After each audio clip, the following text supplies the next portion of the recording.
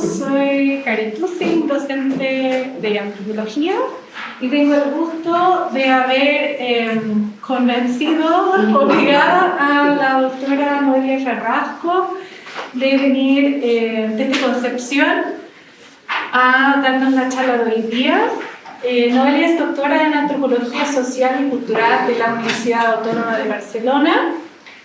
Ha pasado por la Universidad Católica de Temuco tanto como alumna y profesora, y hoy en día es profesora titular de la Universidad de Concepción en el Departamento de Historia, y entiendo que también es la directora del doctorado. Sí, ya. De historia. De historia, sí, en el Departamento de Historia. Bueno, agradecemos entonces a Noelia de estar con nosotros hoy día y cedo el espacio.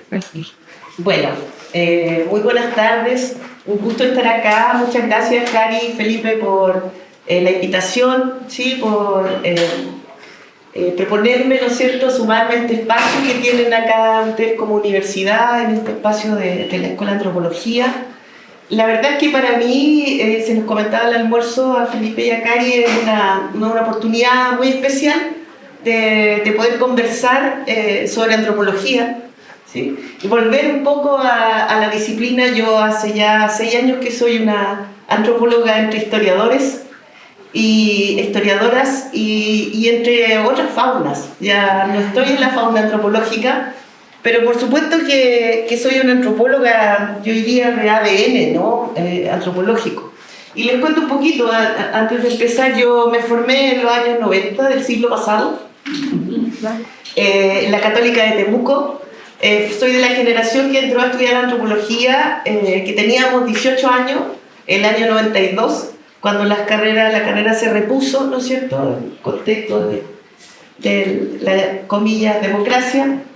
Y bueno, me tocó en los años 90 formarme en la Católica de Temuco por una generación, yo diría, con un sello disciplinar bastante fuerte.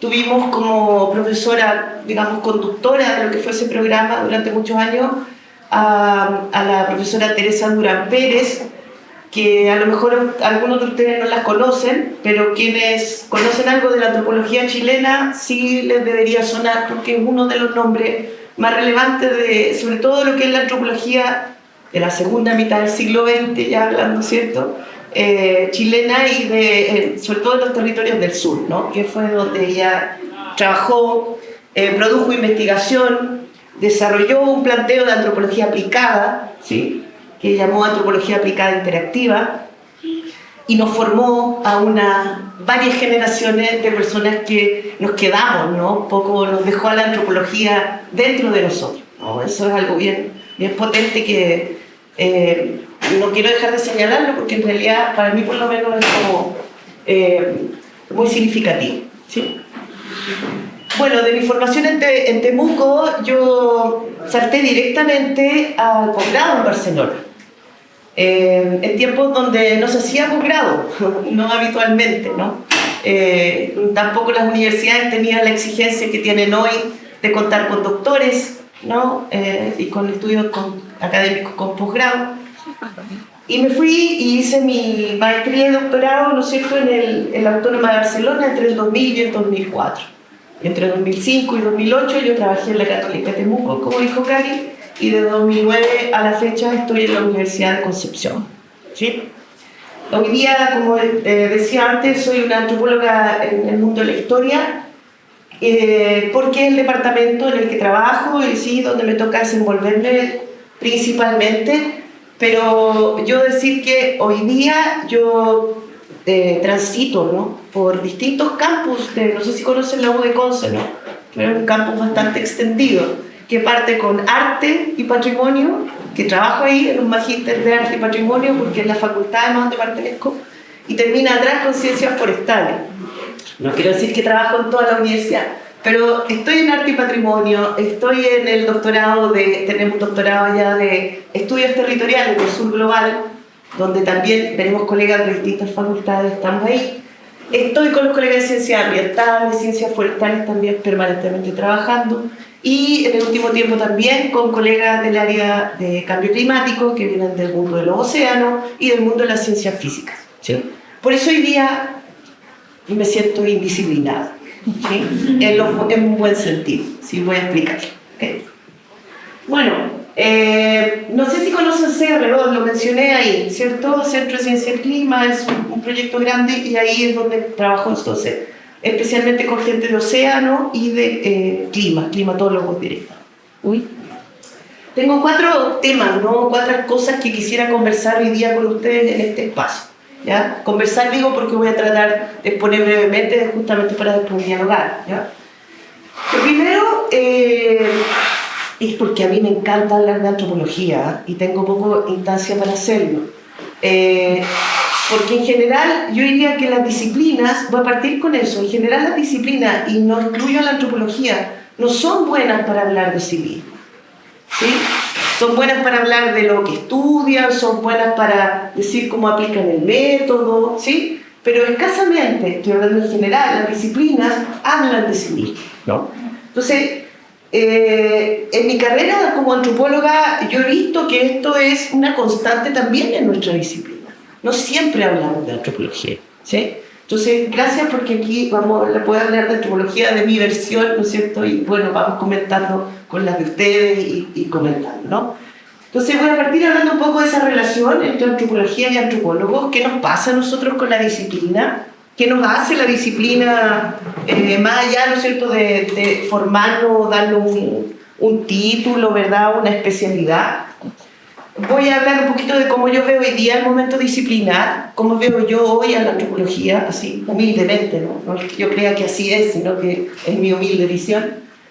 ¿Qué pasa con el contexto y la disciplina? Que es una cuestión que nos dejó la Teresa Durán. Teresa Durán dijo, la antropología nunca puede pensarse si no es en su contexto. Y para entender qué antropología se hace o hace tal persona, yo tengo que entender cuál es su contexto, de dónde se formó. Y por defecto, porque no siempre coincide, ¿no es cierto?, dónde quiere ejercer y cómo ejercer aquello que entiende como antropología. Entonces ese elemento igual lo voy a comentar. Y por último, esta idea de menos disciplina, más indisciplina, que es lo que hoy día a mí me habita, ¿no? E insisto, no por un conflicto particular con la antropología, ¿no?, ni por un abandono, ni mucho menos, sino por, entre otras cosas, varios elementos que voy a mencionar previamente, ¿no? O sea, hoy día corren tiempos de transformación para todo el mundo, ¿no? Y por defecto para la antropología también. Esa es un poco mi precisión. Y ni siquiera yo lo hablo en términos más amplios, esto siempre, ¿no? Yo digo corren tiempos de transformación para las ciencias, ¿sí?, en general, como constructo, ¿no?, en esta estructura de modernidad que todos conocemos, ¿sí?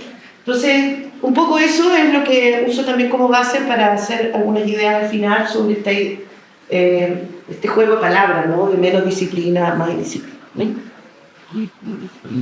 Por supuesto, al final también les voy a contar un poco lo que se llama mi base empírica, ¿no es cierto?, que son los proyectos, que por cierto están siempre ahí, el trabajo de campo, ¿verdad?, la investigación, pero no me voy a centrar en hablar de uno en particular, voy a mencionarlos todos porque de alguna manera todo ese trabajo está alimentando esta reflexión. Bueno, partiendo por estas ideas, ¿no es cierto?, de las relaciones, yo creo que hay una cuestión hoy día que para nadie es, ¿no es cierto?, una novedad, y que es la cuestión de estos escenarios epistemológicos, ¿no es cierto?, diversos que tenemos hoy día, y particularmente la necesidad de entender, sobre todo en la última década, un poquito más, esta idea de la antropología del sur, ¿sí? Eso para mí hoy día es como un elemento, digamos, de escenario, ¿sí? Hay que entender eso. Y hay que entender las implicancias que tiene desde un punto de vista de la definición misma de la disciplina y del ejercicio de la disciplina, ¿sí? Porque claramente se trata de paradigmas que están diversificando, ¿no es cierto?, las maneras de entender que hemos heredado, ¿verdad?, de lo que es la antropología y de cómo podemos materializarla finalmente, ¿no? Hacerla parte de la vida social, como voy a decir después. Esa es justamente justamente la idea, ¿no? Que sigue, que es una idea muy de Teresa Durán, ¿no? Cuando nosotros estudiábamos antropología aplicada, que tuve varios cursos, ¿no? Y en realidad en ese tiempo todavía yo creo, no sé si todavía se usa la clasificación entre ciencia básica y aplicada. Yo he visto hasta que la ANID la ha ido dejando un poco de usar, pero todavía sé que existe por ahí. Y en ese tiempo la antropología todavía la usaba. Yo entiendo que en algunas carreras todavía se sigue hablando también de antropología aplicada, porque se asumía esa separación, ¿ya? Entre una investigación básica o pura, supuestamente, ¿no es cierto?, y una investigación aplicada. Más allá de esa división y que estemos no de acuerdo, ¿no es cierto?, y que se esté usando uno y ya esté en desuso, lo cierto es que otra idea de escenario, al igual que la idea de la epistemología, es partir entendiendo esta cuestión de que la antropología es parte de la vida social, ¿sí? La antropología no está flotando sobre la vida social. La antropología es parte de, es una disciplina, también lo conversamos en el almuerzo con Karen. Hoy es una de las disciplinas, yo diría, más estratégicas del mundo global y la vanguardia, ¿sí? Así como fue estratégica en el momento colonial y de la administración colonial, ¿no es cierto?, en su etapa fundacional, hoy día sigue siendo, o vuelve a ser, ¿sí?, lo fue, diría yo, también a mediados del siglo XX en contexto de cooperación al desarrollo. ¿Sí? Yo creo, no sé si eso habría sido lo mismo sin la presencia de la antropología. Y luego ahora lo sigue siendo en el actual contexto de la globalización económica y cultural. Y eso me parece mucho más relevante todavía en un país como el nuestro. Sí, eso no tengo para qué explicarlo porque sí, cabe un poquito por sí solo, ¿no? Entonces, esto es parte de la vida social, esto está ahí, ¿no? La antropología es requerida, es demandada hoy día, ¿sí? Sobre todo por las grandes corporaciones, ¿ah? No estamos pensando en que hoy día el mundo de la antropología es el mundo de la comunidad local, los grupos vulnerables, los pueblos originarios. Esa es nuestra tradición. Seguro que hay mucha investigación que se sigue desarrollando en esos temas, pero hoy día, además de eso, hay otro escenario, hay otra agenda, donde los grandes temas de la antropología son transversales, ¿no? Por lo tanto, donde hay también una necesidad de desarrollar ahí un acercamiento, tanto desde el punto de vista de la investigación, como también cuando uno piensa en la formación, ¿no? Tanto desde el punto de vista profesional, como también de los especialistas de maestría, de posgrado. Y por último, asociado a esto, yo veo también, ¿no es cierto?, en esta dinámica de cómo nos relacionamos, ¿no es cierto?, con la antropología, quienes nos dedicamos a esta disciplina, la cuestión de la etnografía, ¿no? Y cómo nos pesa, bueno, yo hablo a título personal, ¿sí?, nos pesa la etnografía clásica, nos pesa en un sentido bien literal, ¿sí? Es una carga hoy día, ¿verdad?, para quienes nos queremos hacer etnografía en territorio que están, ¿no es cierto?, resistiendo no solo a los extractivismos de la naturaleza, sino también a los extractivismos del conocimiento, ¿sí? Entonces, a eso me refiero con el peso de la antropología, de la etnografía clásica, ¿no? Que es muy bonita, que yo misma la he tenido que enseñar muchas veces, ¿no es cierto?, en la universidad, ¿sí? Que la tenemos que examinar, porque para entender las epistemologías del sur tenemos que entender primero las del norte, y para entender las del norte tenemos que entender la etnografía clásica. Por lo tanto, es parte, sí o sí, también de nuestro ADN disciplinar, ¿verdad? Pero hoy día, otra vez, un contexto y un proceso relacional, como lo puse, ¿no es cierto?, en la referencia a los contenidos, que es más heterogéneo, por lo tanto, ¿no es cierto?, pone otras exigencias. Me voy al momento disciplinar. Y aquí yo esto quiero ser súper así flexible, ¿no? Y no quiero para nada, porque no quiero para nada que ninguna de estas cosas se vea como algo rígido, ni mucho menos. Pero en mi entender hoy día en la antropología pasa todo esto, ¿sí? Y yo podría estructurar un poco esto, ¿no? Y decir, pasa más un poquito esto que esto otro, ¿sí? Hay más antropología de este tipo, pero no voy a hacer ese ejercicio porque no tengo ni tiempo ni todos los elementos para hacerlo, pero podríamos hacerlo. Esto veo yo que pasa hoy día con la antropología y ustedes me dirán después si están de acuerdo o no, ¿verdad? Tenemos una herencia colonial indiscutible, fuertísimo. Estamos en la academia, que sí, estamos reproduciendo todos esos cánones, sí, no tenemos para qué explicitarlo mayormente, pero sí abordarlo reflexivamente, ¿no? O sea, cuando hablamos, ¿no es cierto?, de la globalización económica y cultural, cuando hablamos de la hegemonía de las instituciones, ¿sí? El problema es que muchas veces dejamos fuera las universidades, dejamos fuera la ciencia. Entonces, no dejarlo fuera significa, entonces, entendamos que todos estamos en ese momento y en esa hegemonía también, ¿no? Que tiene una matriz, podríamos decir, histórica, ¿no es cierto?, de carácter colonial, que es sistemática y que se proyecta en el tiempo, en permanece. ¿Sí? Eso no ha desaparecido. Y no sé si va a desaparecer tampoco. Lo que sí puedo decir es que hoy día no solo hoy día encontramos ese momento colonial, ¿no? También hoy día hay un momento de colonial muy extendido en la disciplina, muy extendido. Y hay muchos colegas trabajando en perspectiva de colonial, ¿no es cierto?, en distintos ámbitos. Yo que trabajo en el mundo, ¿no es cierto?, de las cuestiones ambientales o ecológicas, yo diría que está permanentemente, ¿no es cierto?, ahí esa mirada que a su vez se conecta también, ¿no es cierto?, con esta idea de la antropología del sur, ¿sí?, porque la idea justamente del paradigma decolonial asociada a la cuestión del diálogo de saberes, ¿no es cierto?, y todas estas tradiciones más críticas justamente, ¿no es cierto?, de la hegemonía del norte, podemos decirlo así, tienen un arraigo en lo que hoy día llamamos sur global, tienen un arraigo en la América Latina, un origen en lo que fueron las metodologías participativas en los años 60, 70, ¿no es cierto?, en el Cono Sur, y que desde ahí entonces han venido desarrollándose, no solo en antropología, en historia también hay bastante trabajo en perspectiva decolonial, y bueno, es bien transversal, como digo, a todas las ciencias sociales y no excluye la antropología. Y lo de normal y por normal lo pongo porque es el lenguaje más norte global también, ¿no? O sea, la antropología es una ciencia normal, la idea de ciencia normal de Thomas Kuhn, ¿sí? Yo creo que todos hemos estudiado eso, o si no, los que no han estudiado, en algún momento hay que estudiarlo, ¿verdad? Para entender la dinámica de la ciencia. Y en ese contexto la disciplina es una ciencia normal, está en la academia, ¿no es cierto?, nos regimos por los mismos estándares, los sistemas de producción de conocimiento, estamos absolutamente, nuestra matriz disciplinar responde, claramente a lo que se describe como una ciencia normal. Pero al mismo tiempo, y esto no lo decimos en América Latina, en Europa, yo siempre he pensado esto así como en relación, ¿no? O sea, nosotros en América Latina hablamos de diálogo de saberes, de decolonialidad, pero en Europa el planteo es la ciencia posnormal, ¿sí?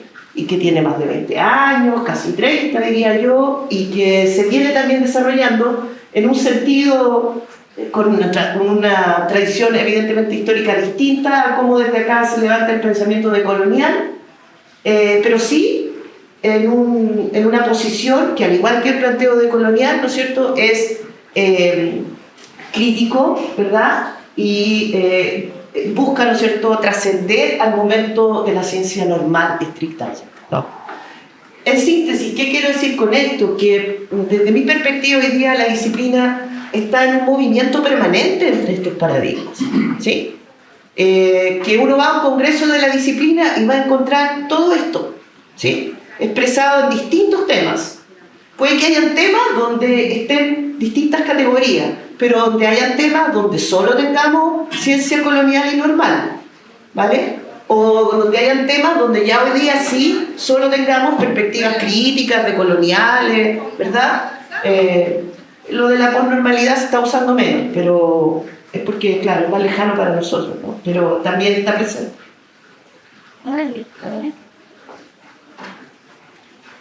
Sigo. Vamos a hablar un poquito del contexto. Como dije, hay un artículo incluso que se trabajó Teresa Durán con nosotros, estaba yo y otros compañeros ahí, que habla, ¿no es cierto?, sobre quehacer antropológico y la importancia del contexto en la definición del quehacer antropológico. O sea, ¿qué contexto es aquel en donde, ¿no es cierto?, se inserta la disciplina, de qué manera se inserta y de qué manera entonces pensamos nosotros también, ¿verdad?, esa formación, ese aporte que finalmente la disciplina va a hacer ahí, ¿no? Entonces, para pensar esos contextos y para hacer finalmente un ejercicio reflexivo, ¿no? Ese es un poco el llamado, ¿sí? ¿Dónde estamos haciendo antropología? ¿Para qué estamos haciendo antropología? ¿No? ¿En qué coordenadas tempoespaciales estamos haciendo antropología? ¿Sí? Todas esas preguntas como, ¿sí? Que favorecen justamente el ejercicio reflexivo. Partimos entendiendo esto, ¿no? Estas coordenadas de modernidad heredados, ¿verdad? Que se reproducen, que somos parte de esa misma reproducción. Y en donde está muy nítidamente, ¿cierto?, esta idea que, bueno, hoy día como que la figura de la hegemonía lo integra todo, ¿no? Pero donde está toda esa idea fuerza que hoy día están de alguna manera provocando lo que diríamos la presión al planeta, ¿no? Algunos hablan directamente del colapso, la presión al planeta. ¿Y cuáles son esas ideas? Bueno, todas aquellas que, como decía antes, están aliadas configurando la modernidad, ¿verdad? Entre otras la ciencia, pero también está la dicotomía naturaleza-cultura, que es una cuestión gravitante para nosotros como antropología y que es parte de ese escenario, ¿no? Que nos dispone esta ontología moderna, esta hegemonía de la que hablo. También ahí está la heteronorma, ¿verdad? Que también hoy día está, diríamos, en cuestionamiento o en transformación, ¿sí?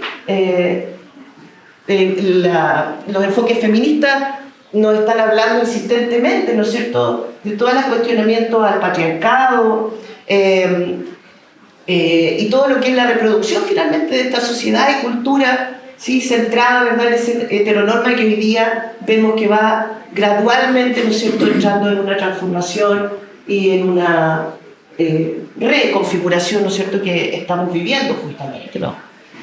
Y en ese contexto, bueno, yo destaco la cuestión de la separación entre naturaleza y cultura porque creo que es gravitante para la antropología como disciplina, pero también es gravitante hoy día para lo que es la crisis planetaria, ¿sí?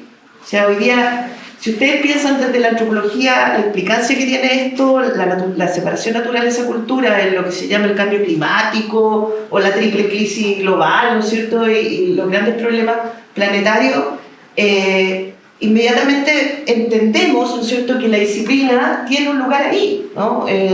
Tanto en lo que nos queda de lo que se separa de la naturaleza para entender lo que sería la cultura, o bien si lo vemos desde un momento más contemporáneo donde más bien nos toca contribuir en el sentido contrario, ¿verdad?, recapitulando y reencontrando hallazgos para sostener la integración entre naturaleza y cultura, que sería un planteo en contraposición al planteo de esta ontología moderna, ¿no? Entonces, el contexto ahí nos pone frente a estas categorías, ¿no es cierto?, base, obligándonos de alguna manera a hacer esa reflexión. Yo lo mencionaba antes, esto está directamente asociado a la manera en que hoy día tenemos que hacer etnografía. Yo debo decir que con todo lo indisciplinada, creo que lo único que sé hacer es etnografía, en términos metodológicos, ¿ah? Bueno, lo otro no es que no lo sepa hacer, pero sé que otros colegas lo hacen bien, entonces lo hacen otros. Pero sí, el método etnográfico es algo que yo creo que uno tampoco puede abandonar, no sé si les pasa, pero el método etnográfico, a diferencia de otros métodos, no está fuera de uno, pasa por uno, ¿sí? Uno es filtro, entonces es imposible dejarlo fuera y dejar de hacerlo en determinado momento, ¿no? Así como cómo dejas de hacer etnografía el fin de semana, ¿no? ¿Cómo dejas de hacer etnografía cuando estás haciendo tu propia compra o cuando estás... Yo estudio alimentos, ¿no? Cuando estoy también frente a eventos o situaciones donde hoy día los alimentos están de moda, etc., ¿no? Entonces, esa adhesión un poco del método hoy día es un elemento que voy a mencionarlo después, tiene mucho que ver con una interpelación que nos viene desde el medio, ¿ya? Al hacer etnografía, ¿qué nos encontramos? Nos encontramos una evasión en la gente, ¿sí? Rechazo abiertamente. No más antropólogos, no más antropología, no más robo de información, no más extractivismo académico, científico, etc. No. Entonces, eso uno lo recoge, ¿no? Para mí eso no es un obstáculo de decir, entonces me voy a otro lado. No, eso sería lo más fácil, ¿no? Pero no es eso, porque eso sería seguir pensando que está todo bien, ¿no? Entonces es más bien entender cómo mi método, ¿sí?, o nuestro método debe también, ¿no es cierto?, responder, dialogar con esa realidad donde se aplica, ¿no? y entender que si quiere entrar a ciertos contextos, toca entender cómo esos contextos también se disponen al quehacer etnográfico. Yo lo mencionaba el ejemplo desde las comunidades, pero yo estuve muchos años haciendo etnografía en el mundo de las transnacionales y de las empresas forestales. Y ahí era otro el escenario, ¿no? Pasen adelante los antropólogos, ¿sí? Porque el capitalismo estratégico tiene claro, hace ya un par de décadas, ¿no es cierto?, que tanto la conservación de la biodiversidad como los derechos de los pueblos indígenas son exigencias globales, del mercado global, ¿sí? Por lo tanto, ellos no lo hacen porque son buena onda o porque el Estado se los pide o nada, ¿no? Es el mercado global, ¿verdad? Pasen los antropólogos, ¿no? Aquí adelante, ¿sí? Y conversábamos también cómo en determinados momentos se reforzaron con el staff de especialistas, muchos exalumnos míos de Temuco, de Concepción inclusive, ¿no? Trabajando en los equipos de las transnacionales. Bueno, no solo en la empresa forestal, que es donde yo trabajé, en el mundo forestal, en las mineras, en las eólicas, esto está pasando. Y esto está pasando hoy porque para el mercado global hoy día son relevantes los derechos indígenas y la conservación de la biodiversidad. Sí. Y eso hay que entenderlo también. No voy a hablar de eso porque eso sería otra charla, pero tiene toda una dinámica que yo he trabajado desde la etnografía, justamente, ¿no? Entonces, recoger desde ahí, de ese contexto, bueno, ¿cómo hacemos entonces hoy día, ¿no? ¿Cómo investigamos hoy día en territorios? Por eso hablé de etnografía de territorio y crisis ecológica, ¿no? ¿Cómo hacemos etnografía ahí? Donde la gente ya no solo está sin agua, ¿sí? No solo está con un entorno altamente contaminado, no solo está reproduciendo sistemas de sobrevivencia cada vez más complejos, porque le llamamos adaptación y resiliencia nosotros, pero la verdad es que la vivencia de eso es sumamente compleja, ¿no? No es vivencia, es sobrevivencia, finalmente, ¿no? Entonces, ¿cómo hacemos etnografía ahí? ¿Sí? Cuando ya no son los pueblos indígenas de los años 70 ni el siglo pasado, ¿sí? No son las comunidades indígenas que viven aisladas, ¿verdad? Cuando ya no son tampoco las poblaciones vulnerables, ¿sí? Sobre las cuales nosotros teníamos y se ejercía la autoridad etnográfica, sobre la cual se ha escrito mucho, ¿verdad? ¿Cómo hacemos etnografía hoy día cuando en los territorios hay actorías que interpelan directamente, no a la antropología, porque sí, en muchos casos la conocen y la conocen por eso, ¿no? Por su carácter, por lo extractiva que ha sido, sino que también son comunidades y territorios que ante esta crisis hídrica, ecológica, climática, ¿sí? Están golpeando todas las puertas, ¿no? Y resistiendo a todo, inclusive a la ciencia, con justo derecho, podemos decir igual, en muchos casos, ¿no? Entonces, eso supone un conjunto de preguntas. Respuestas así de cómo hacerlo yo no tengo, ¿sí? Tengo ensayos que ya les voy a comentar, de cómo hemos ido, pero hasta el día de hoy, les voy a contar así en paréntesis, hace unos meses nos adjudicamos un fondo que tiene la Dirección General de Aguas en Chile, que es un fondo para pequeños proyectos asociados a la política estratégica de recursos hídricos. Se llama la Mesa Estratégica de Recursos Hídricos, el PER, que es una ejecución programática derivada de la Ley de Cambio Climático en Chile, ¿ya? Entonces, en el país se están empezando a desarrollar y a instalar estas mesas estratégicas de recursos hídricos que en nuestros términos podemos decir también son mesas de gobernanza de cuencas. Sí. Entonces hoy día estamos de hecho hoy mismo partíamos, yo no estuve, porque tampoco lo vi, o sea, no se puede uno estar en dos partes.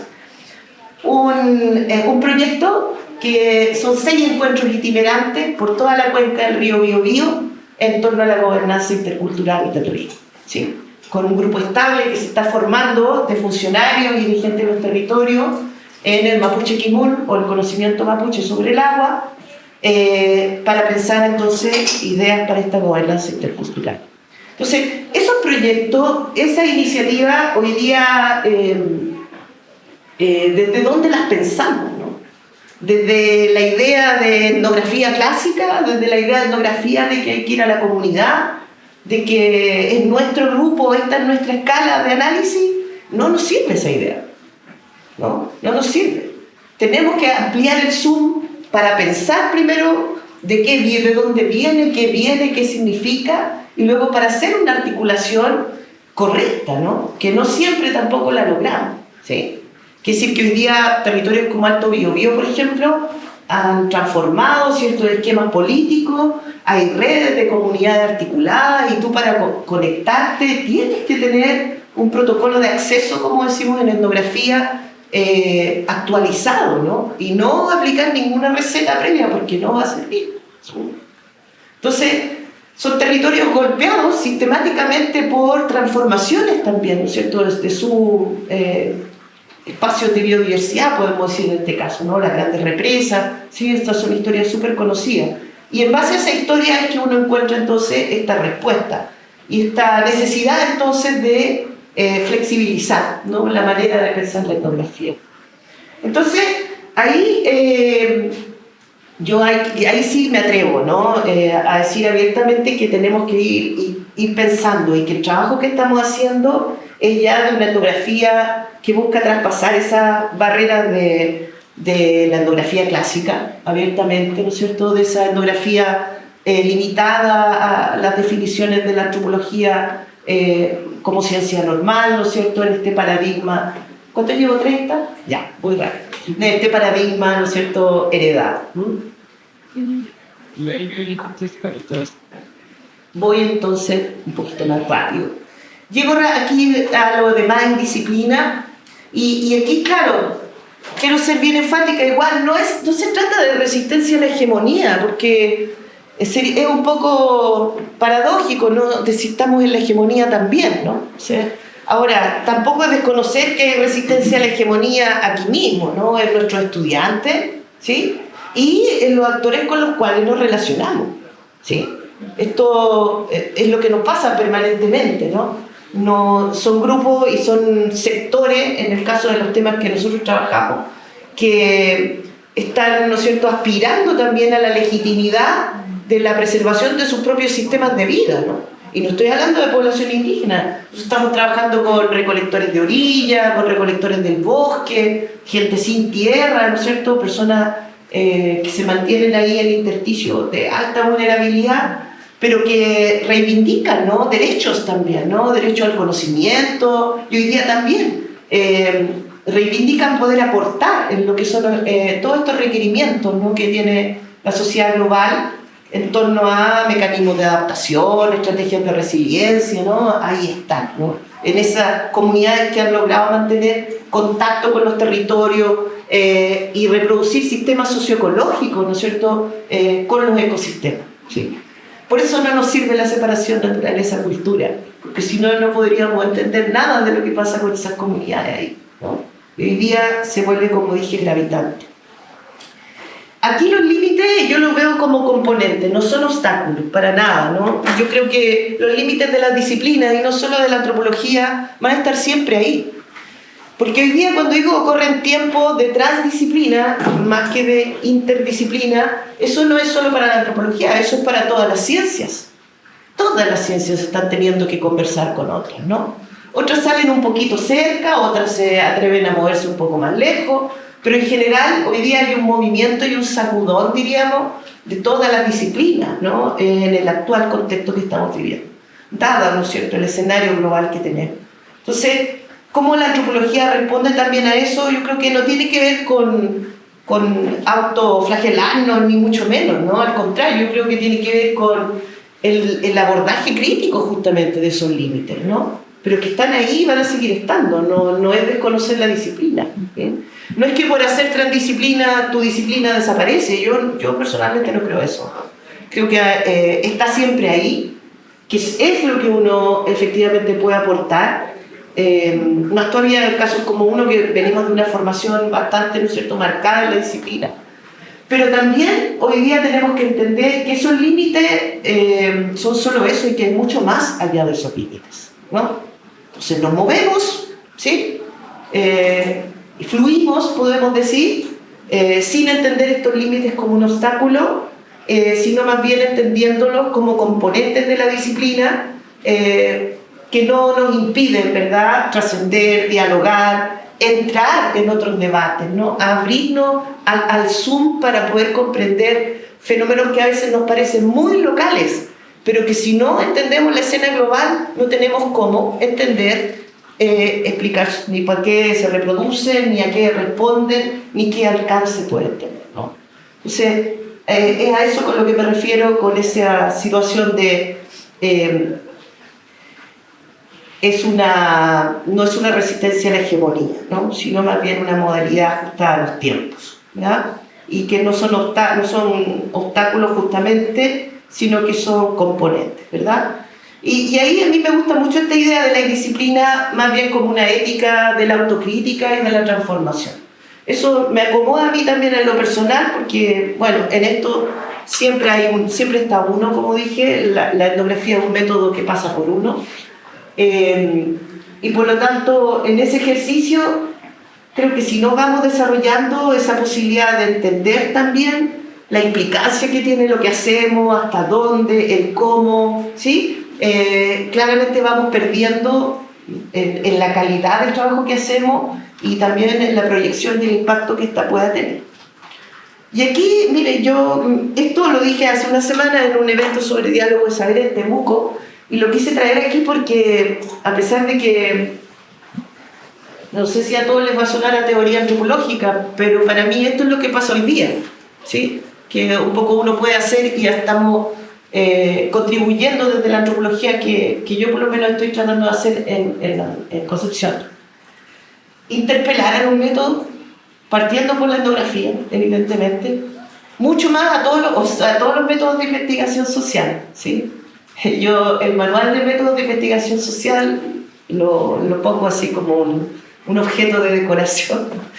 Hemos hecho algunas performances así también para demostrar que necesitamos relacionarnos críticamente y no aprender lo del manual como una receta, ¿vale? Porque ese manual estuvo escrito en otro lado, en otro tiempo y pensando en otras cosas, no en lo que estamos haciendo ni en lo que tenemos que hacer, en lo que... ¿sí? Entonces, incluso hoy día mi estudiante, yo cuando los ramos, que me tocan muchos ramos de metodología, prohibida las entrevistas. O sea, solo si usted me demuestra que no hay otra opción, va a ser entrevista. Prohibido. Porque hoy día, sí, la cantidad de recursos que hay para conocer la realidad es tremenda, ¿no? La importancia y el valor que tiene hoy día, más incluso que para las generaciones nuestras, el hacer observación participante. ¿Sí? Porque nuestros estudiantes hoy día tienen otro perfil, ¿no? Entonces, hoy día están en esto. Entonces, no están en la idea que tuvimos nosotros para aprender observación participante. Están en esto, ¿sí? En la virtualidad. Entonces, en la mecánica de la entrevista, claro, se aprende como una mecánica, pero desde mi perspectiva ese es un ejercicio pedagógico súper limitado, ¿no? Que por lo menos en mi experiencia no ha sido provechoso, ¿no? Y por eso he llegado un poco a este límite de prohibirla y pedirles que me justifiquen cuando consideran que sí es necesaria una entrevista. Y si no, les pido que no las hagan, que no molesten a la gente. Hay video, hay prensa, hay redes sociales, hay hoy día cantidades infinitas de fuentes para entender las dinámicas socioculturales que podemos entender desde la etnografía. ¿Sí? La entrevista es quizá la última, si es que la necesitamos, porque nos quedaron aspectos que sí o sí necesitamos recoger con una entrevista, ¿no?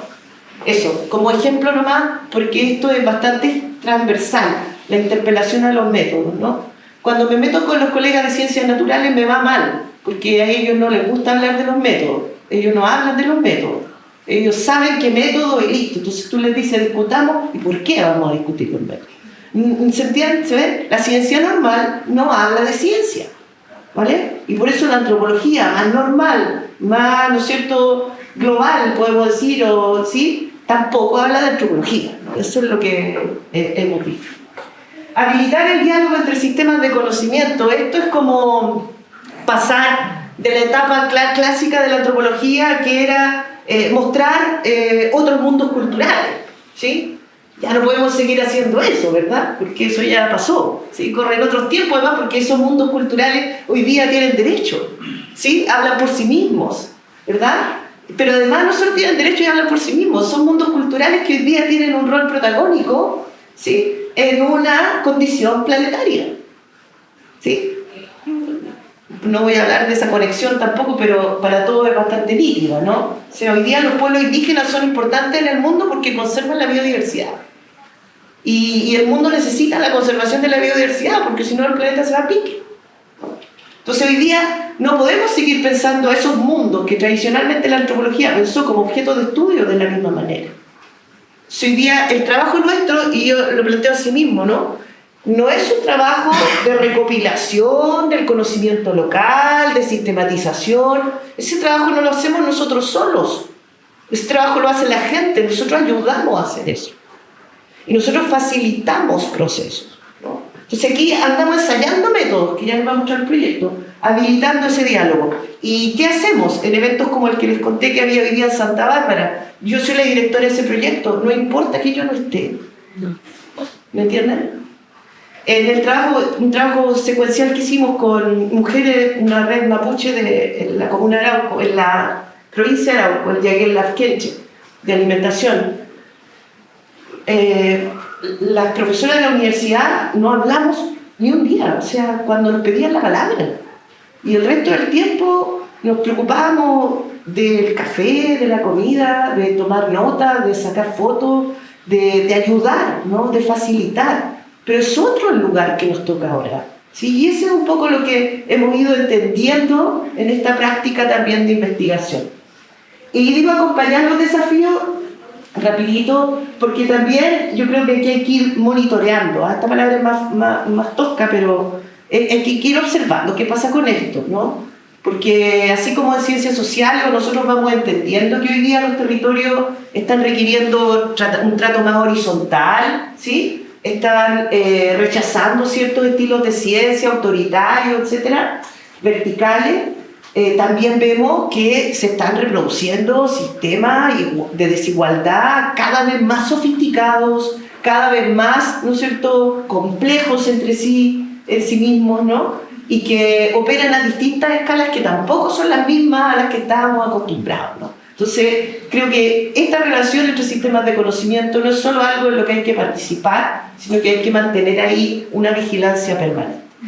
Bueno, porque me van a quedar poquitos minutos, pero miren, aquí hay una web que se llama cienciaslocales.cl, ¿ya? Esta web, como ustedes van a ver ahí, es reciente, así que puede tener varias pifias, y la hace un chico especialista, si no nosotros. Es un repositorio de materiales, justamente para que los estudiantes no vayan más a hacer entrevistas, empezamos a subir materiales. Entre otras cosas, ustedes van a encontrar en esta web las etiquetas, ¿no? Ahí hay proyectos que son estos de los que voy a mencionar solamente, después conversaremos. Bueno, hay publicaciones, hay tesis y hay editorialidad, que es el trabajo también de una colega artista visual que se acerca mucho al trabajo también etnográfico y que hemos combinado un poco aquí las pegas de esta web que hemos armado juntos, ¿no? Están estos 5 proyectos, que son proyectos que se han desarrollado en los últimos 10 años, financiamiento Corfo y financiamiento ANID. Estamos hablando de proyectos de bienes públicos de Corfo, FONDEF de interés público, yo no trabajo nada de mercado de competitividad en FONDEF, y Anillo y Fondecito, ¿sí? Regular. Esos son esos proyectos que están ahí. En todas esas iniciativas hay productos asociados, si ustedes entran en turismo culinario comunitario, está el Atlas de turismo culinario comunitario, hay 20 rutas de turismo culinario comunitario construidas con la coautoría. Todos estos trabajos tienen coautoría, ¿vale? Porque esa es otra manera que hemos ido instalando para superar ese modelo, ¿no es cierto?, heredado, como antes decía, y que era más excluyente de lo académico de lo no académico, ¿no? Y las autorías las estamos usando en este tipo de trabajo. El manual Simol, que por ahí anda una copia impresa, también tiene la autoría de todos los participantes. Turismo y conservación, hay una guía, aquí anda el Simol, hay una guía de patrimonio cultural que en realidad es una descripción de Nahuel Buta en voces de la gente de Nahuel Buta, no habla nadie de nosotros, habla la gente. Comunes costeros, que aquí está el libro de comunes costeros, lo vamos a correr de ahí, ¿te parece? Para si los vayan mirando. Está todo eso digital. Y diálogo intercientífico, que estamos terminando ahí de sacar, ese es un fondo que terminamos hace poco, y viene este libro, se llama Militantes, porque ahí nos hemos dado, no solo con interpelar al método, vamos a habilitar formas, ¿no?, de probar la etnografía de distintas maneras, de articular los sistemas de conocimiento, y para eso seguimos esta pista de la habilitación. Y aquí hay un libro que va a salir digital, porque no tenemos plata para imprimirlo, pero tenemos que montarlo digital por el momento, y que compila, ¿no es cierto?, un conjunto de trabajos a lo largo de todo Chile. Aquí hay trabajos de colegas desde el norte hasta Chiloé, en donde se articulan sistemas de conocimiento, ¿vale?, de distintas disciplinas, no solo de la antropología, del arte, de las artes, y por supuesto también de conocimientos de los territorios, ¿ya? En el norte, en cada uno de esos contextos que mencioné, ¿ya? Y creo que ya me terminé, igual dije hartas cosas en poco tiempo, así que eso nomás. Muchas gracias.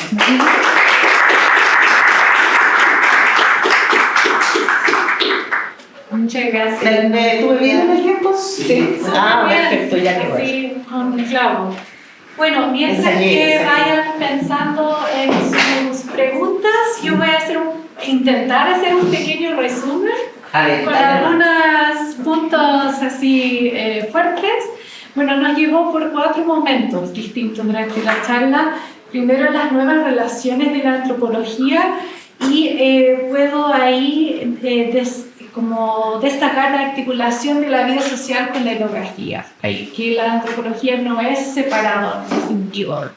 Después pasamos al momento disciplinar, donde nos presentó estos 4 cuadrantes que están en flujo y intención, para pensar en que hay distintas ciencias viviendo dentro de este campo antropológico hoy en día. Pasamos al contexto de la antropología, que puede pugnar con normas hegemónicas de la sociedad, y nos plantea una pregunta bien desafiante de cómo nuestro método debe dialogar con las personas que rechazan la etnografía. Para pasar al cuarto momento, que es la llamada a más indisciplina, de pensar en modalidades ajustadas, pensar los límites como componentes y de incorporar una ética de autocrítica. Así que ahí nos interpeló de cierta forma a pensar en la antropología, en el contexto en donde estamos viviendo, y cómo eso nos puede tal vez cambiar. No abarqué todo, pero hay un pequeño intento de resumen. Ahora quisiera también abrir a comentarios o reflexiones por parte del público. Yo quería... dale, por favor. Allá, Sofía. Sofía, hola. Voy a empezar la primera pregunta porque claro, quiero hacer clase. Sí, dale, toma. Gracias por la presentación. Quería hacerte una pregunta relacionada con que me gustó mucho de tu trabajo, que siento que fue como un desarme en muchos sentidos. Y en ese caso te quería preguntar, ¿cómo ves tú en el futuro qué es lo distintivo de la antropología como indisciplina, que no se desdibuja en lo que están haciendo otras disciplinas? Porque la etnografía la hacen hoy en día muchas otras personas. Hacen arquitectos, arquitectas, diseñadores, sociólogos, ingenieros comerciales, gente de marketing. Entonces, en ese sentido, si es que nos desarmamos tanto, ¿con qué nos quedamos para diferenciarnos de otras personas que sí están haciendo etnografía en la práctica? Sí. Porque si tú dices, si tú le estás diciendo a tus estudiantes, no vayan a preguntar nada, no hagan entrevista, pero también estaba diciendo, acompaña. Sí, observación participante. Observación participante. Entonces, en ese sentido, ¿cómo se desdibuja para que sea distintivo como una antropología? Sí. Distintivo, ¿cuál es la relación con la teoría? Eso es. Es que, mira, yo creo que hay una cuestión que sí, y que no es exclusiva de la antropología cultural, ¿ya? Pero que yo diría que sí es transversal a la antropología de sus distintas ramas, ¿no?, áreas de desarrollo. Es la cuestión de la cultura. ¿Sí? Es la cuestión de la, aunque no nos guste, digamos, ¿no? Sí, es la cuestión de la cultura, que es como lo que sigue siendo, ¿no?, cierta especificidad. en la disciplina. Y luego, con respecto a la etnografía, la etnografía como método de ciencias sociales está en los manuales también, por lo tanto es un método público. Siempre decimos eso, ¿no? Está ahí a disposición y la hacen todas, ¿no? Pero para la antropología, y por eso yo lo asocio tan cercanamente, porque para la antropología, en mi perspectiva, la etnografía es teoría y método. No es solo método, ¿vale? Y eso marca una diferencia gravitante entre la etnografía antropológica y una etnografía como método de investigación social. ¿Listo? Gravitante, ¿sí? Porque significa que cuando hacemos la etnografía como teoría y método, una etnografía con un sello disciplinar, como tú me preguntabas, la estamos haciendo desde una comprensión del sistema sociocultural que estamos estudiando, ¿sí? Que no la tiene ni el arquitecto, ni el educador, ni el sociólogo. Es más, esos profesionales van a mandar a otros a hacer la etnografía. Habitualmente sucede así. En cambio, en nuestro caso, cuando hacemos etnografía, no se puede desplazar, ¿no? Uno puede pedir ayuda para ciertas cosas, pero hay una experiencia etnográfica que la entendemos porque la entendemos desde su definición teórico-metodológica de la disciplina. Y eso yo diría que marca una diferencia gravitante y es clara, es nítida también en los resultados de un ejercicio etnográfico dependiendo de estas partes, ¿no? A mí, yo estaba en el grupo de estudio de inter y transdisciplina en ANID, ¿no? Y ahí llegaban proyectos de todas áreas, ¿no? De todo tipo de fondos, sí, perdón, con etnografía de todas las áreas, y le ponían etnografía para ser transdisciplinario, ¿no? Así que estaba muy de moda, ¿sí? Y a veces se veían encuadres bastante bien articulados, ¿no? Y un uso bastante correcto de la etnografía como método de investigación, la etnografía del manual, ¿me entiendes? Pero que se articulaba correctamente a el abordaje de una dimensión del problema que se quería abordar. Pero también hay que decir que hay otra gente que corta y pega, ¿sí? Y hay otros usos de la etnografía, no es un método que tú puedas usar como es decir, hoy ahora vamos a usar el SPS, entonces hay que meter estos datos ahí y no importa quién lo haga, ¿me entiendes? La etnografía no tiene esa cualidad, tiene otras características. Por lo tanto, sí hay una diferencia de contenido, de resultado, cuando deriva de una aproximación teórico-metodológica. Estoy convencida. Sí. Súper cortito, porque hay dos cosas que me quedaron dando vuelta. Una era lo de la etnografía y lo otro de la ciencia postnormal. Entonces, un poco para continuar con lo de la etnografía, a mí siempre me llamó la atención que el método etnográfico fuera tan importante para definir al antropólogo o antropóloga. Porque yo que he venido de otras disciplinas, ciencias naturales, eso no existe en ninguna disciplina. Ninguna disciplina se define por su método. Pero sin embargo en la antropología había una tendencia no universal, había discusión, y la discusión que tú estás dando al respecto quizás es un momento en donde eso se está revisando, lo encuentro interesante. Pero quería saber, ser instruido un poco más en tu concepto de ciencia postnormal. ¿Es una cuestión temática? Digamos, ¿son ciertos temas difíciles que empieza a tocar la ciencia postnormal? ¿O es también una respuesta digamos, en contra de esta ciencia productiva en la que estamos insertos? ¿Es más bien temática o es más bien de fondo o de forma? De fondo, es un paradigma. Ya. Se llama Ciencia Postnormal, Ciencia con la Gente. Es un librito así chiquitito de Icario del 2001. Silvio Funtovich y Jeremy Ramos. Icario. Digo, el libro base, por supuesto que hay muchas más publicaciones. Ciencia Postnormal está asesorando a la Comunidad Económica Europea en materia medioambiental, en todo lo que son políticas ambientales, especialmente en entornos urbanos, materias de contaminación. ¿Sí? La ciencia postnormal es otro paradigma que surge, como digo, desde ese nicho brota un poco de una búsqueda de ir más allá del paradigma de ciencia normal en virtud de los niveles de incertidumbre que alcanza la humanidad te estoy hablando hace 25 años atrás, en lo que era hace 25 años atrás, la crisis ecológica, que hoy día sabemos ha ido a más, ¿no? Entonces, hoy día es un enfoque muy transversal, ¿no? Que sabemos que todavía o que no es tan conocido, ¿no? Porque lo que predomina son más bien los enfoques de ciencia normal y la idea de la normalidad, ¿sí? Que tampoco los científicos a veces lo sabemos, pero todos hacemos ciencia normal, ¿sí? Y que hoy día queremos pensar en hacerla una normal, porque vemos que los niveles de incertidumbre, ¿sí?, que generan y que existen no están controlados finalmente ni por la ciencia normal. O sea, el COVID-19 yo creo que fue la prueba mundial para eso, ¿no es cierto?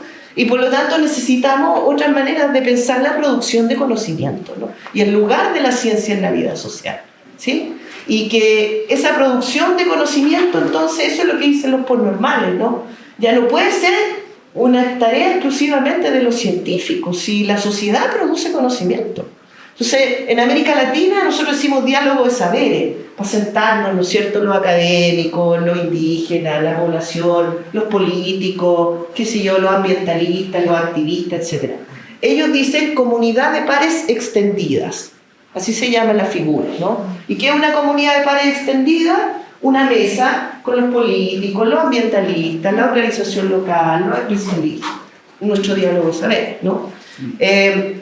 Un paradigma, ¿sí? Y un poco para cerrar, una idea así como bien marquetera que tiene esta ciencia postnormal, es decir, que la ciencia que generó los problemas no puede ser la misma ciencia que los resuelva.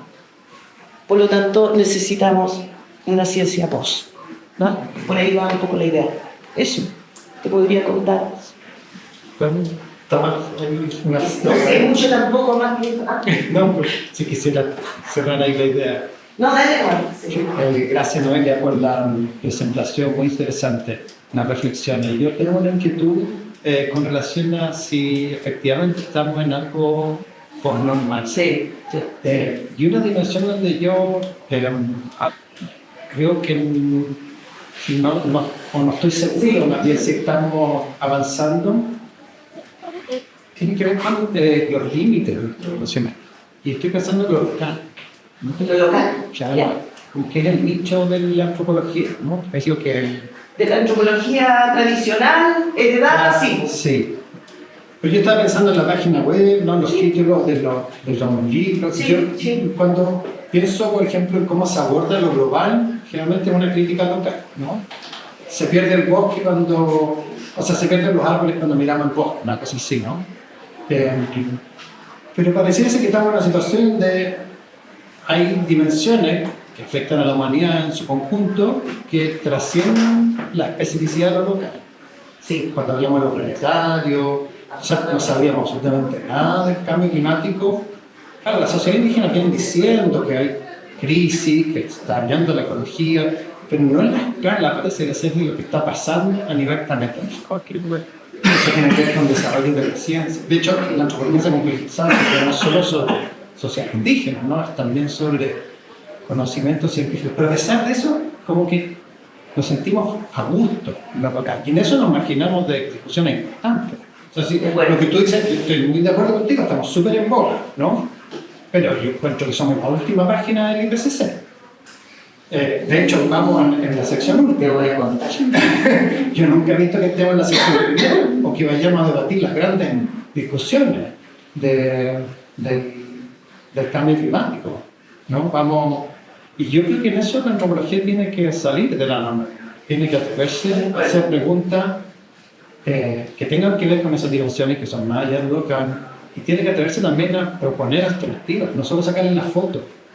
Así. Bueno, en fin, esa era mi reflexión. Estoy súper de acuerdo contigo.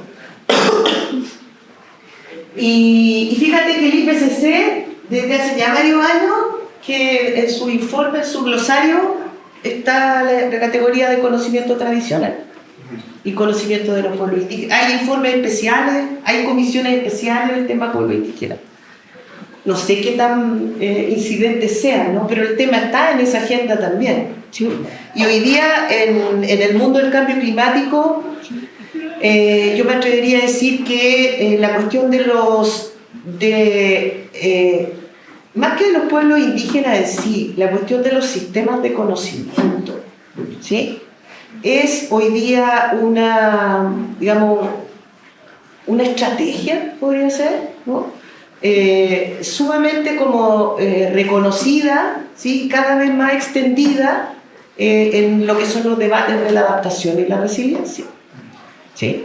Porque se ha entendido, ¿no? También de que allí hay que tener y generar otros espacios de conversación y que estos conocimientos que antes eran idos a buscar, ¿verdad? Ahora en realidad hay que establecer otro tipo de relación, ¿no? En el actual escenario. Entonces yo diría que hoy día hay un pequeño movimiento en eso. Estoy muy de acuerdo contigo en que estamos todos enmarcados en la normalidad, ¿no? Yo por eso dije, sería absurdo desconocer eso o decir que estamos abiertamente, ¿no es cierto?, contra una hegemonía de la que igual somos parte, o negar que somos parte también de eso. Eso es abiertamente así, ¿no? Estamos quizás en ciertos tránsitos, por eso me gusta más bien la idea de los movimientos, pero yo creo que la vitalidad de una disciplina es justamente cuando se mueve, ¿sí? Y si no ampliamos el zoom, ni siquiera movamos la escala en lo local, ampliamos el zoom y después volvamos a lo local, no pasa nada, pero tenemos que hacer ese movimiento, ¿sí? Porque lo que pasa localmente no se explica solo localmente, y a su vez lo que se discute globalmente no tiene sentido si tú no tienes un asidero local, un referente, ¿no es cierto?, que lo respalde justamente como tal, ¿no? Entonces, esas orgánicas, y en un país como el nuestro, insisto, ¿no?, donde no hay frontera económica, no hay frontera cultural. Entonces, todo lo que pasa en nuestro país a nivel local se explica también a nivel global, ¿sí? La manera en que todos están consumiendo tecnología, los impactos que están teniendo las redes sociales, ¿sí?, por pensar en algo. Y lo que pasa en los territorios, que es mucho más dramático, ¿no?, pensando en cuestiones como decía antes, la escasez hídrica, o lo que pasa hoy día con los alimentos saludables, los superalimentos, ¿no?, que están de moda globalmente. ¿Ustedes conocen el maqui? Sí. Vale. El maqui, antes de que viniera el boom de la alimentación y se pusiera de moda, Forestal Arauco ya lo había patentado y vendía un jugo de maqui en Estados Unidos, ¿vale? Porque allá ya era un superalimento, ¿sí? Y ese escenario todavía entonces acá no había tenido un aterrizaje tan claro, ¿sí? Luego de eso se empieza entonces a dar ciertas luchas y hoy día ciertos sistemas de negociación complejos, por supuesto, ¿no?, y súper así vulnerables también, recogiendo algunos derechos de las comunidades que han sabido utilizar el maqui, que tienen el conocimiento tradicional sobre el maqui, que conocen los usos, las preparaciones, etcétera, del maqui, ¿no? Pero eso ha sido una pugna, ¿no? ¿El jugo de maqui o el usar maqui? No sé, pero el jugo era el jugo, sí, el producto. El producto basado en el maqui. Y hay un montón de cosas que hacen del maqui. La gente. Claro. La gente hace café, la gente vende maqui seco, la gente hace chicha de maqui, le llaman chicha pero en realidad jugo, ¿no? Pero no les cuento, se ponen con sus botellas en duran 10 minutos, porque son maravillosos, no puedo explicar lo que son. Pero eso lo hace la gente, ¿sí? No, Arauco lo procesó y lo transformó en una lata, ¿sí? Y no lo puso en Chile, lo puso en Estados Unidos primero. Y después, como la cosa empezó empezaron acá también a moderar un poco lo que era ese ensayo de innovación comercial que ellos habían tenido, ¿no? Así como diciendo, no, es que nos estábamos adelantando. Oye, venía todo este boom de los superalimentos, pero además superalimentos que si no estuvieran esas comunidades ahí, locales, no existirían, ¿sí? Y el maqui quizás el que más existiría, porque el maqui, ustedes saben, es como una maleza, sale solo, ¿sí? Pero también necesita un entorno para poder reproducirse. Pero además del maqui, bueno, no puedo hablar la cantidad de hongos que hay debajo de los bosques, que todos se comercializan, ¿no? Hay algunos que también tienen un mercado muy débil en materia culinaria. Las nalcas, los ruibarbos, ¿no?, para los que no son de acá, también, ¿verdad? Los digüeñes, que cada vez hay menos árboles, pero también, ¿no? Hay un calendario anual de todo lo que son los frutos de recolección. Todos son superalimentos hoy día. Todos hoy día están en la dieta global, ¿sí? Entonces, si no conectamos esos procesos con las comunidades que los están recolectando y que a su vez son garantía de que esos productos sigan existiendo, ¿sí? Que esas comunidades recolectan y cuidan que esa recolección se pueda volver a hacer al año siguiente. Entonces, si sacáis esas comunidades de ahí, esos ecosistemas desaparecen también mejor, ¿no? Un poco lo que ha ido pasando en muchas partes. Entonces, para cerrar la respuesta, sí, creo que es indispensable mover el sub, como decía, y salir de la exclusividad de lo local, porque no entendemos lo que pasa en lo local, solo en lo local. Mira, esto es algo como que yo siempre, esta crítica hoy día, como está de moda el antropoceno, ¿no? Hoy está, sí, el antropoceno, que todos sabemos lo que significa. Ya, pues, ¿y cómo nos toca a nosotros que somos la ciencia del antropos, ¿no? Y a veces me doy cuenta en esto de que somos súper antropocéntricos también, ¿no? Y que tenemos una disciplina súper antropocéntrica. ¿Qué vamos a hacer con esta disciplina tan antropocéntrica en la crisis del antropoceno? ¿Sí? Entonces nos toca entrar a entender, salir de la dicotomía naturaleza-cultura, entrar a la comprensión del sistema socioecológico. Entonces ya no es la comunidad y su ecosistema, ¿no? Es un sistema socioecológico. Yo no puedo entender a los nalqueros sin entender el pajonal, como le dicen ellos, ¿no? O el pangal, como se dice en Mapudungún, porque la nalca de Mapudungún es pangui, ¿no? Y pangales se llaman algo, nalcales le dicen las forestales, pajonales le dice la gente que no es mapuche, ¿no? Entonces, de eso se trata finalmente, ¿no? De esas conexiones que tanto desde la teoría como enfoque teórico-metodológico vamos desarrollando para poder aproximarnos a un abordaje más integral, ¿sí? Y de estas complejidades finalmente, ¿no? Perdón que me extiendo. Sí, algo muy cortito. Respecto a Vamos a la última. Gracias. Son dos cosas. Uno, respecto al tema de lo que se patenta o no se patenta, claro, obviamente hay una discusión legal ahí. Un ejemplo es que en la séptima región asociaciones se intentaron cultivar palo negro, por ejemplo, como bajo ciertos criterios de usos tradicionales, etc. Y la demanda vino de parte de las farmacéuticas porque se subentendió como que estaban haciendo farmacología. Como ese era digamos, el argumento legal. Entre otras cosas, varias gente perdió muchos cultivos porque no los podían comercializar. Entonces, evidentemente, yo creo que ahí hay algo que la antropología como es un campo de disputa finalmente, ¿no? Como donde la antropología puede hacer como esta facilidad entre el Zoom local y como estos aspectos globales del mercado de alimentos, el mercado o la forma de intromisión del capital, una serie de otras cosas. Yo te quería agradecer primero por la presentación y preguntar respecto a este título de la crisis ecológica. Me parece que en el fondo hoy por hoy también la crisis ecológica es tan patente o está tan fuerte marcada en la agenda de investigación y todo que cualquier proyecto de investigación le puede agregar como el subtítulo de crisis ecológica y finalmente no hablar mucho sobre crisis ecológica. Y por ejemplo me parece muy interesante cuando hablaste de gobernanza, de este proyecto de gobernanza intercultural del río Biobío, porque me parece que se parece harto y quizás tiene una relación con lo que hizo la organización Somos Cuenca, o ese proyecto. Sí, o sea, tiene relación porque son iniciativas igual que solo a las cuencas. Lo que pasa hoy día no están miradas como transdisciplinar, con actorías locales y todo, pero lo que estamos haciendo nosotros va en sintonía con la política pública que se está implementando y que está partiendo. Entonces es una iniciativa que está conectada con esa política que hoy día, hay que decir abiertamente, el Estado no tiene ni una herramienta para pensar la gobernanza de Cuenca en un sentido culturalmente amplio, ¿ya? No voy a decir intercultural porque puede ser mucho, no hay nada al respecto. Entonces eso, un trabajo bien de antropología aplicada. Gracias. Bueno, entonces quisiera agradecer nuevamente a Noelia. Para mí es particularmente significativo porque los temas de interés que me han ido surgiendo acá en Chile los voy a ver qué está publicado y ahí está Noelia como guía. Entonces aproveché el espacio de seminario para invitarla, así que agradezco también a ustedes por la oportunidad de coordinar el seminario. Gracias. Muchas gracias. No, a ustedes, gracias. Gracias. Muchas gracias. Voy igual de eso un poco filosófico. Igualísimos, Andrés.